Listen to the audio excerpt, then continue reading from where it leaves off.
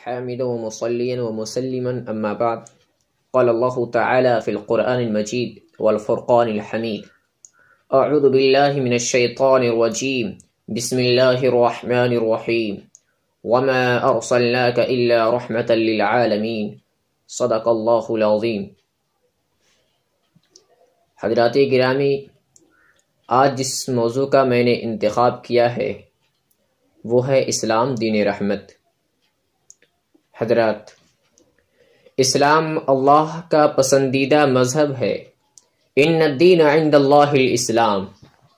اسلام ہی وہ واحد مذہب ہے جو مکمل و منضبط دستور زندگی پیش کرتا ہے، جس میں انسانیت کی فلاح و بہبود پوشیدہ ہے. ومن یبتغی غیر الاسلام دینا فلن یقبل منہ. اسلام کی تعلیمات میں ہماگیریت و عالمگیریت ہے. معاشرتی، خاندانی، اخلاقی، عباداتی، سیاسی اور اقتصادی زندگی کا کوئی گوشہ ایسا نہیں جو اسلام میں تشنا ہو.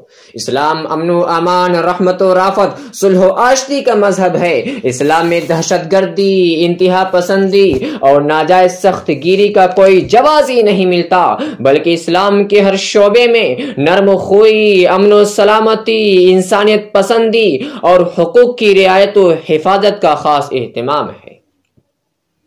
حضرات، اسلام ایک ایسا ممتاز و منفرد مذہب ہے جس میں وہ تمام تر خوبیاں اور مصالح موجود ہیں جو صحیح انسانی معاشرے کی تعمیر کے لیے ضروری ہیں. قرآن و حدیث میں امن و سلامتی، انسانی حقوق و اقدار کی رعایت اور عدل و مساوات کے حوالے سے بے شمار تعلیمات موجود ہیں جس سے اسلام کے دین رحمت ہونے کا پتہ چلتا ہے. ارشاد ربانی: لا تفسدوا فی الارض بعد اصلاحها، اور من قتل نفسا بغیر نفس او فساد فی الارض فکأنما قتل الناس جميعا کی روشنی میں ببانگِ دہل یہ اعلان کیا جا سکتا ہے کہ اسلام ایک امن پسند اور فطرت سے ہم آہنگ رحمت و رافت کا مذہب ہے. خود اسلام کے مادے میں امن و سلامتی، صلح و آشتی، حفظ و امان اور تسلیم و رضا کی معنی پنہا ہیں. لہذا مسلمان وہ ہے جو دوسروں کے لیے امن و سلامتی کا باعث ہو، جس کے طرز عمل سے دوسرے لوگوں کو امن و طمانینت کا احساس ہو.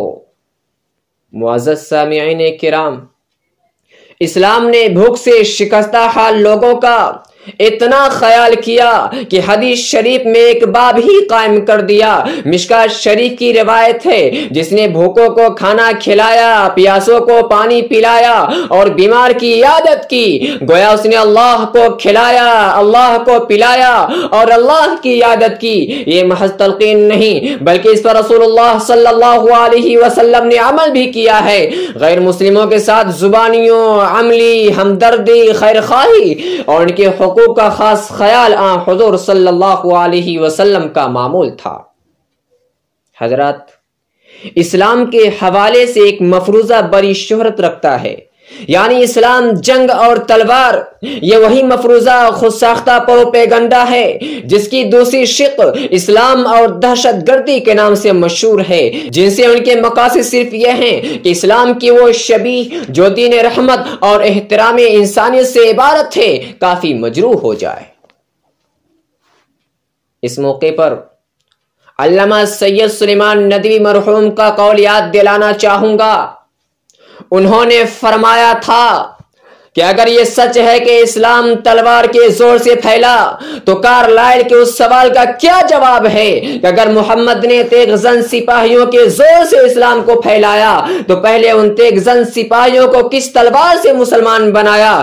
اس اصول کی بنا پر تو ہونا چاہیے تھا کہ ان ملکوں میں اسلام کا سایہ تک نہ پڑتا جہاں تلوار نے اس کا ساتھ نہیں دیا. حالانکہ سب کو معلوم ہے کہ ملکی حبشہ میں مسلمانوں نے اس کے اس احسان کے بدلے کبھی تلوار نہیں اٹھائی کہ اس نے ایک دفعہ اسلام کے ابتدائی سخت ایام میں مسلمانوں کو اپنے یہاں پناہ دی تھی، تاہم آج وہاں نصف آبادی مسلمان ہے.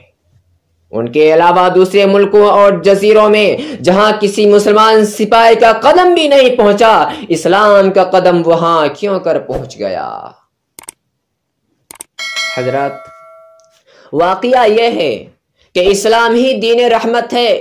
یہ کوئی ایسا دعویٰ نہیں جسے دلیل کی ضرورت پڑے، یہ ایک ایسا بدیہی وجود رکھتا ہے جس کے لیے شواہد اور دلائل کی قطعی حاجت نہیں۔ فتح مکہ کے موقع پر رسول اللہ صلی اللہ علیہ وسلم نے پوری دنیا کے سامنے رحم و کرم، امن و سلامتی اور صلح و آشتی کا ایک بے مثال نمونہ پیش کیا، اور قیامت تک آنے والے انسانوں کو یہ پیغام دے دیا کہ اے لوگو، امن کا لباس اسلام میں ملے گا، عفت و عصمت کی چادر اسلام میں ملے گی، ایثار و ہمدردی کا سایہ اسلام میں ملے گا، اور اخوت و بھائی چارگی کی گھنی چھاؤں اسلام میں ملے گی۔ مزہ برسات کا چاہو تو ان آنکھوں میں آ بیٹھو، مزہ برسات کا چاہو تو ان آنکھوں میں آ بیٹھو، سیاہی ہے، سفیدی ہے، شفق ہے، ابر باران ہے۔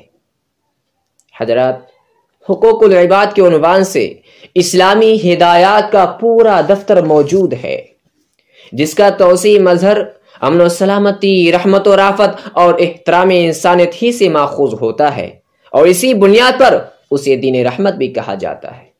آئیے ہم دعا کرتے ہیں کہ اہل دنیا جلد سے جلد اس حقیقت کو سمجھ لیں اور اسلام کے گھنیرے سائے میں آ کر عالمی امن اور دائمی مسرت سے ہم کنار ہوں۔